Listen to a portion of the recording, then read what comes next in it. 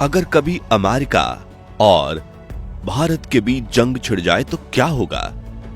2025 में अमेरिकन और Indian army में से कौन सी सेना सबसे ज्यादा ताकतवर है और इस युद्ध में कौन सा देश भारत का साथ देगा?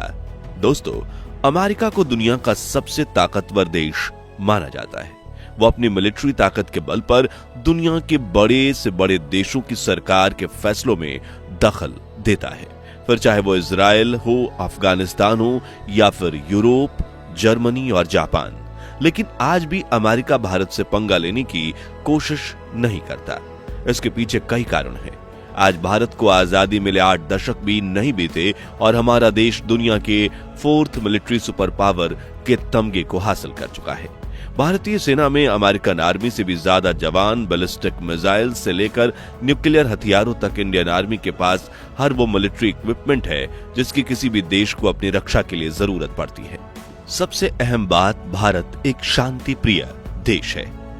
भारत का इतिहास रहा है कि हमने ना किसी देश पर आक्रमण किया है और ना ही किसी देश की 1 इंच जमीन पर कब्जा किया, लेकिन जिस भी देश ने भारत से पंगा लिया हमने उन्हें घर में घुसकर मारा है। इसके अलावा भारत दुनिया के लिए सबसे बड़ा एक्सपोर्टर मार्केट है।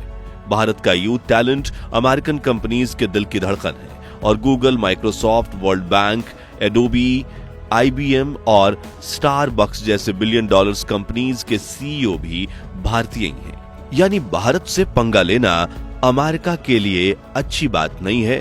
वो खुद अपने पैरों पर कुल्हाड़ी मारने जैसा होगा, जिसमें वो चोट तो हमें पहुंचाएगा लेकिन दर्द उसी को होगा। फिर भी भविष्य में अमेरिका, पाकिस्तान, बांग्लादेश या चीन जैसे देशों के बहकावे में आकर अगर भारत से युद्ध छेड़ देता है तो क्या होगा? कौन से देश हमारे साथ खड़े रहेंगे और कौन से अमेरिका के साथ? दोनों की मिलिट्री पावर कैसी है? और 1971 में इंडो पाक वॉर की वो घटना कौन सी है जब अमेरिका की सबसे खतरनाक नेवी फ्लीट भारत की समुद्री सीमा छोड़कर दुम दबाते हुए भाग पड़ी थी?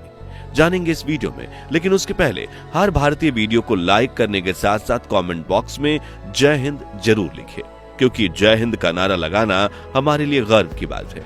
सबसे पहले बात करते हैं उस दौर की जब भारत ने अमेरिका को कदम पीछे लेने पर मजबूर कर दिया था।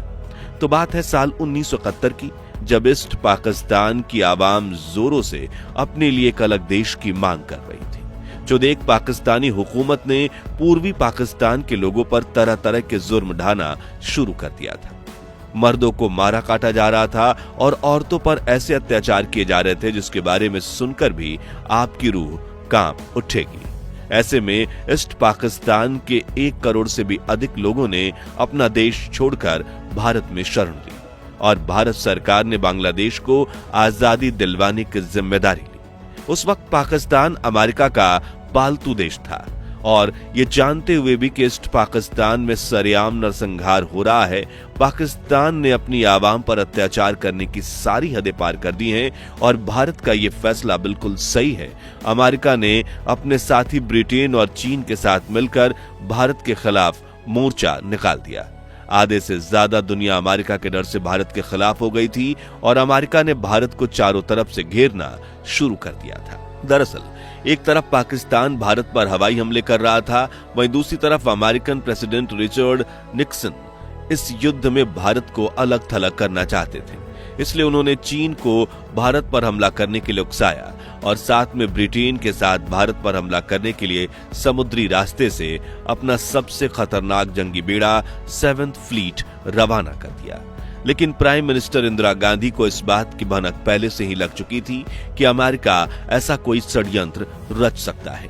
इसलिए उन्होंने अगस्त 1971 में ही भारत के मित्र राष्ट्र USSR यानी कि आज के रूस के साथ एक ट्रीटी यानी समझौता कर लिया था कि अगर कभी भारत मुसीबत में फंसेगा तो USSR उसकी मदद करेगा और अगर सोवियत संघ किसी मुसीबत में फंसता है तो भारत उसकी मदद करेगा। और इस समझौते का फायदा हुआ दिसंबर 1971 में। उस वक्त पाकिस्तान की हरकतों को अनदेखा करते हुए अमेरिका उसके साथ खड़ा था और उसे अकड़ थी कि मेरे सामने तो कोई टिक ही नहीं सकता।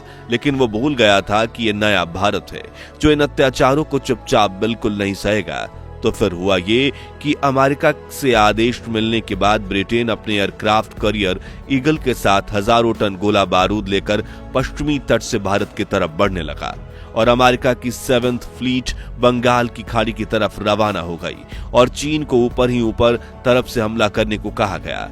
लेकिन यूएसएसआर ने पहले ही चीन को आगाह कर रखा कि अगर तुम भारत पर हमला करोगे तो इसकी भारी कीमत चुकानी पड़ेगी। इसलिए चीन ने कभी इस युद्ध में हिस्सा नहीं लिया। लेकिन समंदर की तरफ से आ रही मुसीबत से अब भी हम अनजान थे। 10 दिसंबर के दिन भारत की इंटेलिजेंस एजेंसी को अमेरिकन प्रेसिडेंट निक्सन का वो खुफिया मैसेज हाथ लगा जो उन्हें अपने सेक्रेटरी को भेजा था।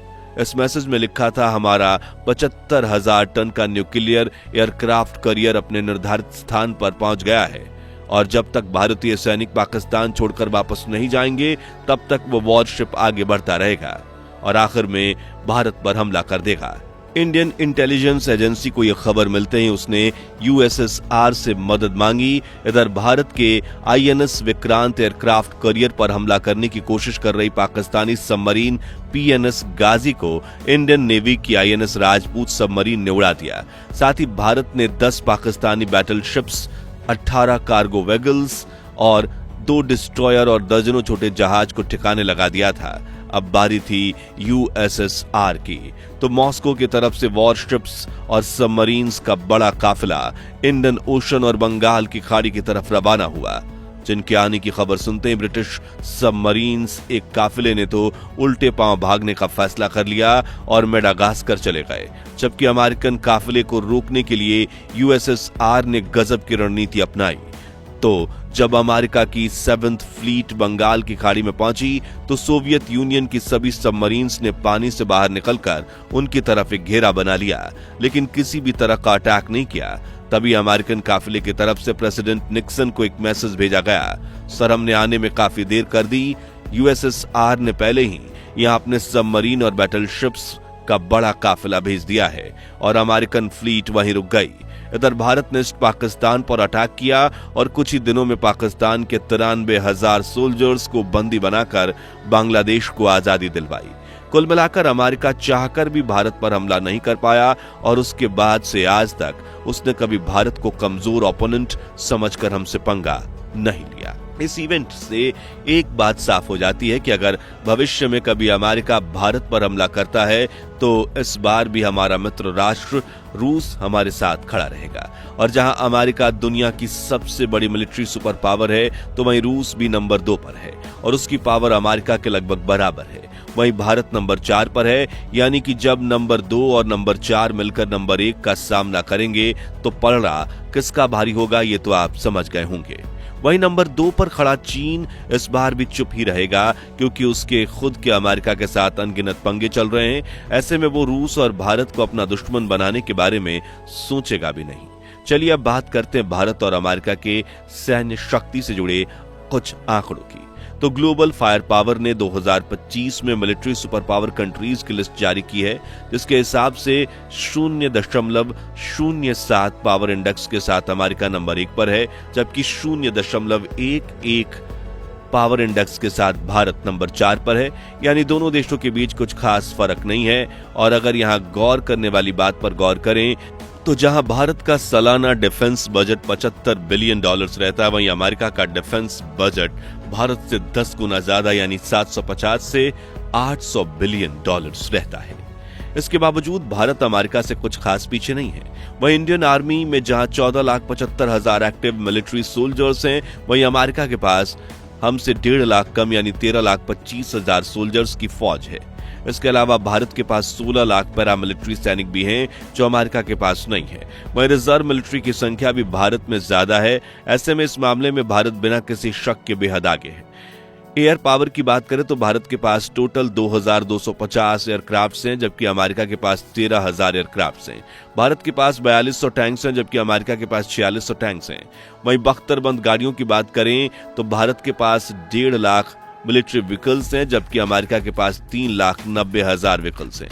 नेवी फोर्स की बात करें तो भारत के पास टोटल 293 नेवल एसेट्स हैं, जिनमें 2 एयरक्राफ्ट करियर, 18 सबमरीन्स और 13 डिस्ट्रॉयर शामिल हैं। वहीं अमेरिका के पास 11 एयरक्राफ्ट करियर्स, 70 सबमरीन्स, 81 डिस्ट्रॉयर समेत 440 नेवल एसेट्स हैं। लेकिन यहां गौर करने वाली बात यह है कि हर देश में मौजूदगी बनाने की चाहत में अमेरिका के एयरलैंड और नेवल तीनों तरह के एसेट्स हर तरफ बिखरे पड़े हैं, जबकि भारत के एसेट्स सिर्फ भारत में हैं और आसपास के समुद्री इलाकों में ही हैं, जिन्हें कभी भी इस्तेमाल किया जा सकता है। आखिर में न्यूक्लियर पावर की बात करें तो दोनों ही देश न्यूक्लियर पावर से समृद्ध हैं और दोनों के पास इतने न्यूक्लियर हथियार हैं कि इनसे आधी दुनिया को तबाह किया जा सकता है। इसलिए इस मामले में कंपैरिजन इक्वल है। कुल मिलाकर इस बात में कोई दो राय नहीं कि अमेरिका की मिलिट्री भारतीय सेना से कुछ मायनों में आगे है, क्योंकि वो सालों से आजाद हैं और उनका डिफेंस बजट बहुत ज्यादा है, जिसे वो जैसा चाहे खर्च कर सकते हैं। लेकिन भारतीय सेना के पास एक चीज है और वो है मातृभूमि के लिए मर मिटने की ताकत। और कहा जाता है कि भारतीय सेना जैसा जज्बा दुनिया के किसी भी देश की सेना के पास नहीं है। तो भविष्य में कभी भारत और अमेरिका के बीच युद्ध शायद ही होगा, क्योंकि जब अमेरिका और भारत दोनों एक दूसरे की जरूरत महसूस कर रहे हैं और दोनों देशों की दोस्ती मजबूत हो रही है और युद्ध से दोनों की तरफ नुकसान होगा। इसलिए युद्ध से दूर रहना ही भारत सरकार समेत हर भारतीय की विचारधारा है। लेकिन अगर अमेरिका ने कुछ ऐसा किया तो यहां उसे कांटे की टक्कर मिलेगी। रिसोर्सेज ज्यादा न होने के बावजूद युद्ध कैसे जीता जाता है वो भारतीय सेना 1971 के इंडो पाक युद्ध और 1999 के करगिल युद्ध में साबित कर चुकी है। तो आज के लिए बस इतना ही। अगर आपको भी इंडियन आर्मी, गवर्नमेंट और भारत रूस की दोस्ती पर गर्व है तो कमेंट में जय हिंद, जय भारत का नारा जरूर लगाइए। ये वीडियो अच्छी लगी हो तो इसे लाइक और शेयर करके 5100 लाइक्स जरूर करवा दीजिए। और ऐसे ही आंख खोलने वाले सच्चे वीडियोस के लिए हमारे चैनल को सब्सक्राइब करके पास वाली घंटी जरूर बजा दीजिए। जय हिंद, वंदे मातरम।